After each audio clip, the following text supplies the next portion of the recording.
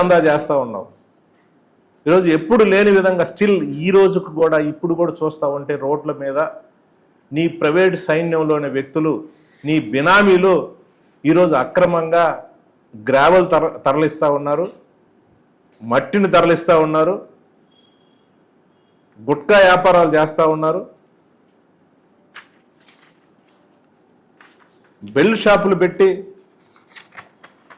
ఈరోజు అక్రమంగా పిల్లలకి తాపిచ్చే కార్యక్రమం చేస్తూ ఉన్నారు.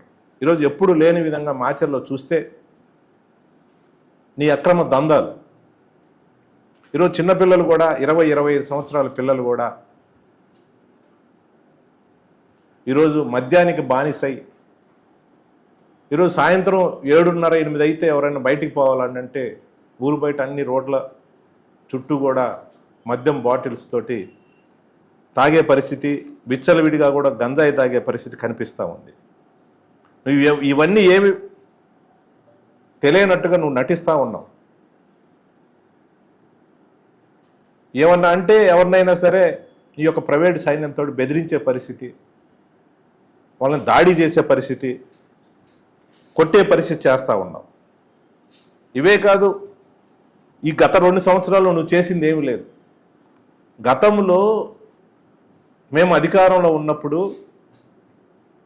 మేము తెచ్చిన శాంక్షన్స్ ఏవైతే ఉన్నాయో డెవలప్ చేసిన కార్యక్రమాలు అప్పుడు మేము శాంక్షన్ చేసిన ఇప్పుడు తీసుకొచ్చేసి కొన్ని రోడ్లు నువ్వు వేసి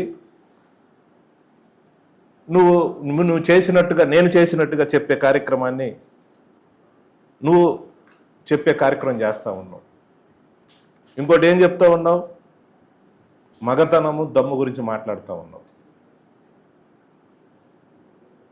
నీ మగతనం దమ్ము అనేది బ్రహ్మారెడ్డి నీకు చాలా దూరం, నీకు చేత కాదు మగతనం. ఎందుకంటే నువ్వు 2009లో